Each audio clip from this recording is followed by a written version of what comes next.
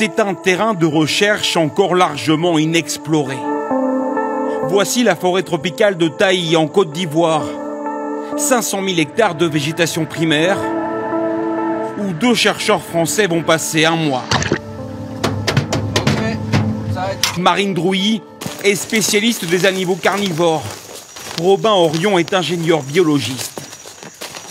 Ils sont accompagnés par des gardes forestiers ivoiriens.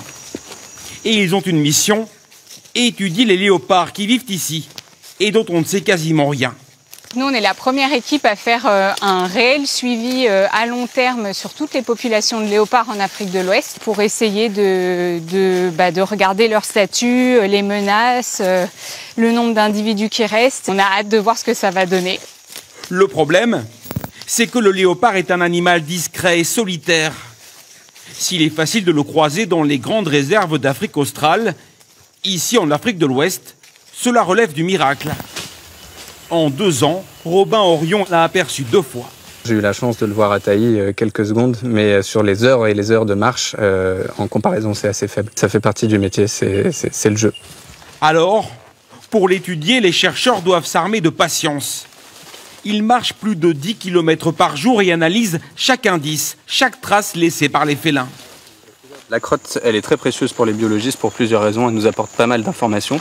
Déjà sur l'individu même, qui c'est, est-ce que c'est un mâle, est-ce que c'est une femelle, mais ça nous apporte aussi des informations plus globales sur la population. En plus des prélèvements ADN, ils postent aussi des caméras un peu partout dans la forêt. Donc les coordonnées, nord, 0,5.8. Et voici le résultat. Les léopards sont détectés et filmés. Chaque individu est recensé et identifié grâce à son pelage. Au total, les chercheurs ont parcouru des milliers de kilomètres et posé plus de 600 caméras au cours de dizaines de missions. Au Bénin, au Ghana, en Côte d'Ivoire et au Sénégal. Toujours accompagnés d'éco-gardes locaux. On commence à avoir les réflexes. Donc, une prochaine mission, même, on peut faire ça seul. Une vie hors du commun pour ces Français qui doivent s'adapter dans un milieu très hostile. 40 degrés, 90% d'humidité et des sentiers impraticables. Le léopard vit et chasse principalement la nuit. Les chercheurs doivent s'adapter à son rythme.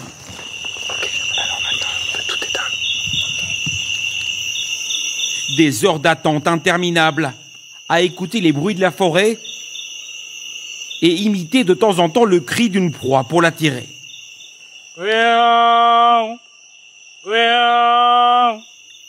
Mais ce soir, rien n'y fait. Le léopard n'est pas décidé à se montrer. Si on le voyait tout le temps, on serait fatigué de le voir. Non, là c'est vraiment la beauté de ce métier. De le chercher, d'avoir la chance ou pas, tout le temps. C'est ça qui fait tout l'intérêt du travail sur les grands carnivores. Un travail de longue haleine pour quelques secondes d'image, mais ô combien précieuse. Grâce à elle, les chercheurs améliorent d'année en année les connaissances scientifiques sur ces léopards et tout leur écosystème.